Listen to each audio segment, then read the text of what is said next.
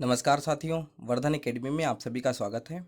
दोस्तों, हम लोग अपने यूट्यूब चैनल पे महत्वपूर्ण प्रश्नों की सीरीज डिस्कस कर रहे हैं।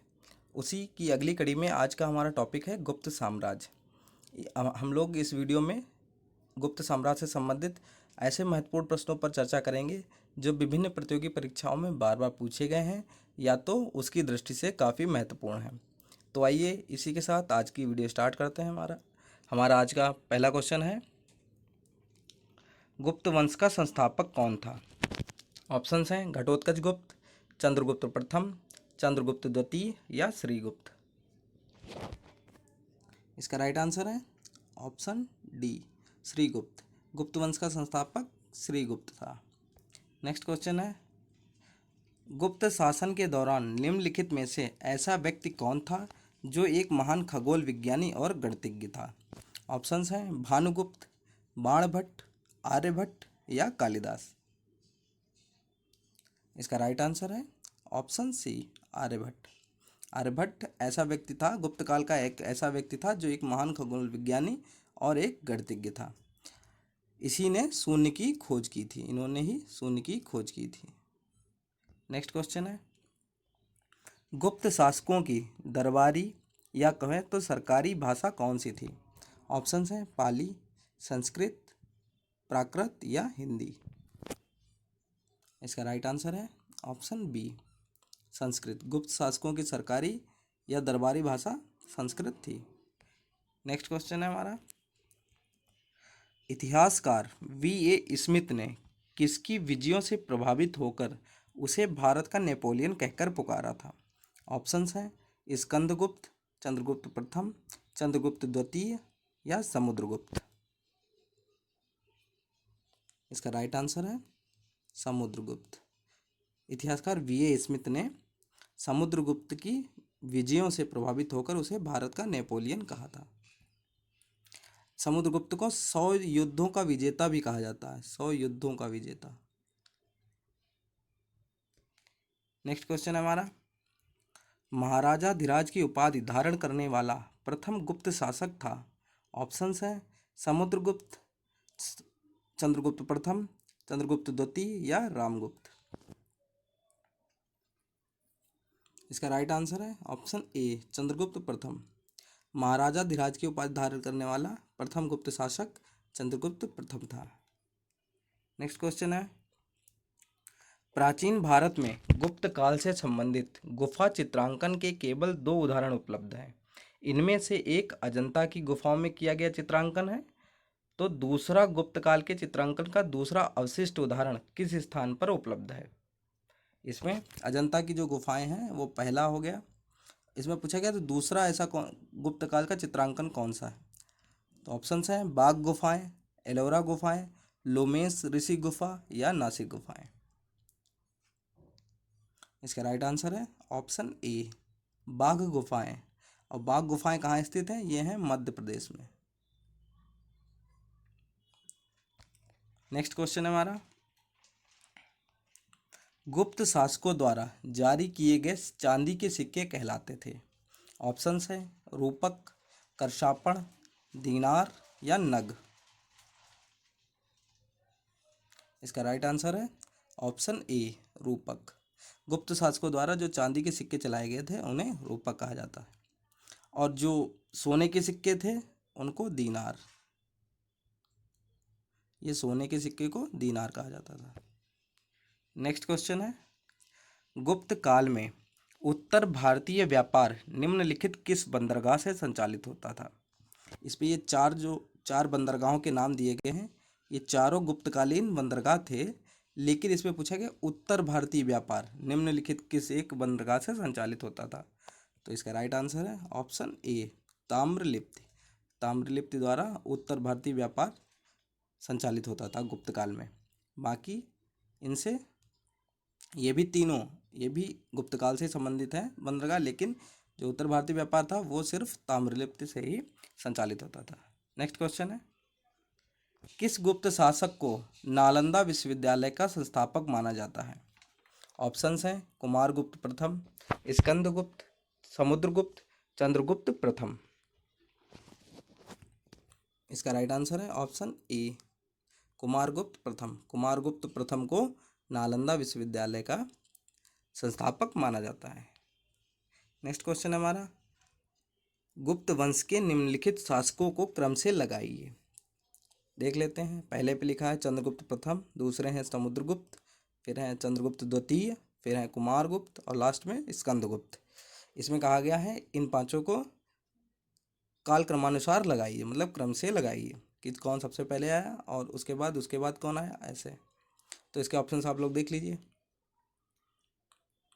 इसका राइट आंसर है ऑप्शन डी, 1 2 3 4 और 5। इसको इस तरीके देख लेते हैं। सबसे पहले गुप्त शासक कौन था, श्रीगुप्त, ठीक है, श्रीगुप्त। श्रीगुप्त के बाद उसका पुत्र हुआ घटोत्कच, घटोत्कच शासक बना। घटोत्कच के बाद चंद्रगुप्त प्रथम। तो फिर सबसे पहले घटोत्कच के बाद क्या, चंद्रगुप्त प्रथम, तो सबसे पहले 1, ठीक है, और चंद्रगुप्त प्रथम के बाद उसका पुत्र जो था समुद्रगुप्त, तो फिर 2, 1 2 सिर्फ इसी में है ऑप्शन डी में, तो यहीं से इसे पता चल जाएगा। फिर समुद्रगुप्त के बाद उनके 2 बेटे थे, एक थे रामगुप्त और दूसरे चंद्रगुप्त द्वितीय। रामगुप्त ज़्यादा दिन तक नहीं चले और उनका जो समुद्रगुप्त का जो दूसरा बेटा था चंद्रगुप्त द्वितीय, वो बहुत ही प्रतापी राजा था, जिसने बाद में विक्रमादित्य की उपाधि भी धारण की। उसके बाद चंद्रगुप्त द्वितीय के बाद कुमारगुप्त, चंद्रगुप्त द्वितीय के बाद कुमारगुप्त और कुमारगुप्त के बाद स्कंदगुप्त। तो हमारा राइट आंसर हो गया ऑप्शन डी, 1 2 3 और 4, 4 और 5। नेक्स्ट क्वेश्चन है हमारा, बाल विवाह की प्रथा आरंभ हुई। ऑप्शंस हैं मौर्य काल में, कुषाण काल में, गुप्त काल में या हर्षवर्धन के काल में। इसका राइट आंसर है ऑप्शन सी, गुप्त काल में। बाल विवाह की प्रथा आरंभ हुई थी गुप्त काल में। और जो सती प्रथा थी उसका भी प्रचलन मतलब इसी काल में, गुप्त काल में ही माना जाता है। गुप्त काल सर्वप्रथम इसी काल में सुनने में आया है। नेक्स्ट क्वेश्चन है, निम्नलिखित में से कौन सा नाटक कालिदास ने नहीं लिखा। ऑप्शंस हैं मालविकाग्निमित्रम, अभिज्ञान शाकुंतलम, विक्रमोर्वशीयम, जानकी हरण। इसका राइट आंसर है ऑप्शन डी, जानकी हरण। इसमें कहा गया था कौन सा कालिदास ने नहीं लिखा है, तो बाकी तीनों मालविकाग्निमित्रम, अभिज्ञान शाकुंतलम और विक्रमोर्वशीयम, ये तीनों कालिदास ने लिखे हैं। और जो जानकी हरण है ये लिखा है कुमार दास ने, कुमार दास, ठीक है।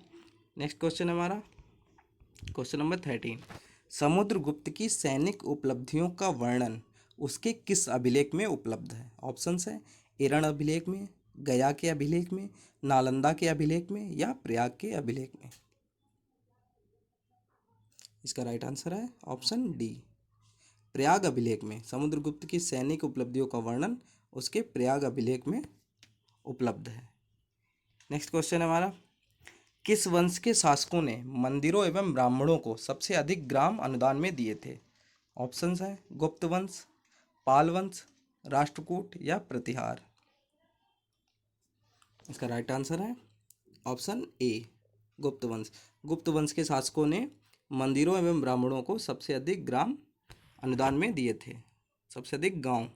नेक्स्ट क्वेश्चन है क्वेश्चन नंबर 15, गुप्त युग में भू राजस्व की दर थी।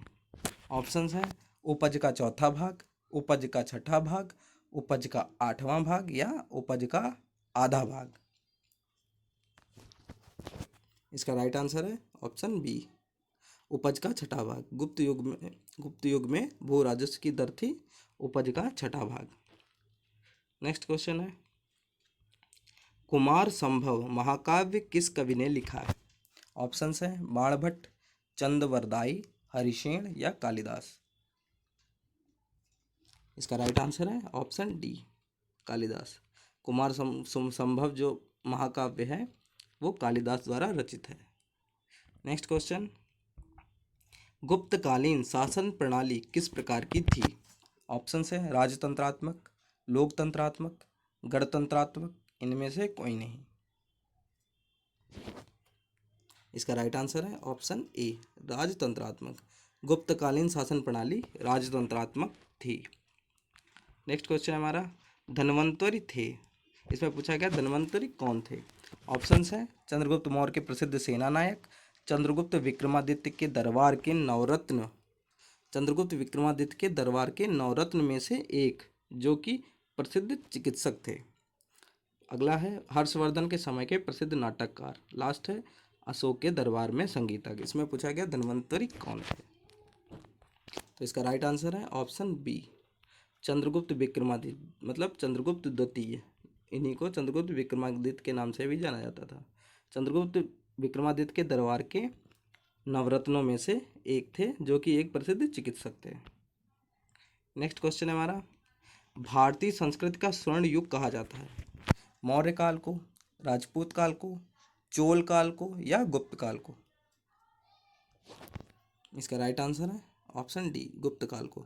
भारतीय संस्कृति का जो स्वर्ण युग है, भारतीय संस्कृति का जो स्वर्ण युग है वो गुप्त काल को कहा जाता है। नेक्स्ट क्वेश्चन है हमारा, फाहियान किसके शासनकाल में भारत आया था।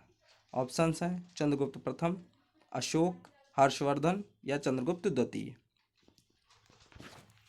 इसका राइट आंसर है ऑप्शन डी, चंद्रगुप्त द्वितीय। फाहियान जो कि एक चीनी यात्री था, वो चंद्रगुप्त द्वितीय के शासनकाल में भारत आया था। नेक्स्ट क्वेश्चन है, गुप्त वंश का वह राजा कौन था जिसने हूणों को भारत पर आक्रमण करने से रोका था।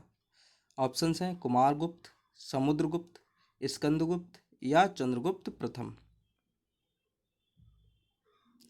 इसका राइट आंसर है ऑप्शन सी, स्कंदगुप्त।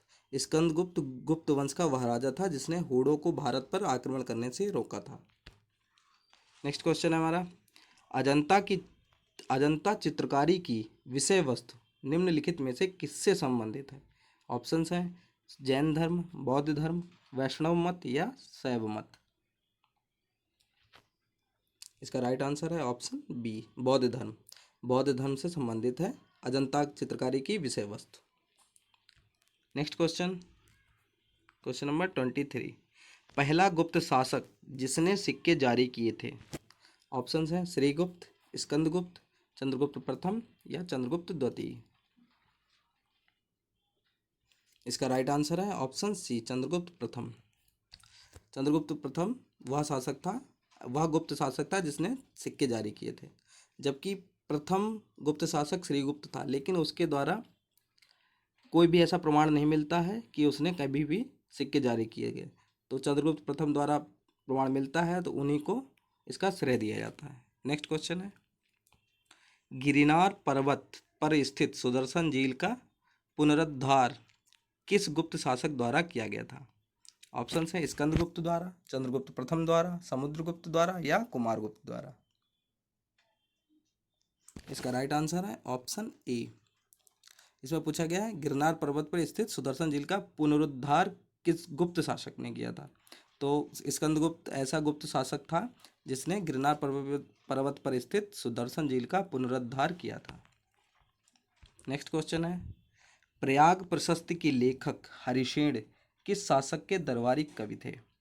ऑप्शंस हैं समुद्रगुप्त, चंद्रगुप्त प्रथम, स्कंदगुप्त या चंद्रगुप्त द्वितीय। इसका राइट आंसर है ऑप्शन ए, समुद्रगुप्त।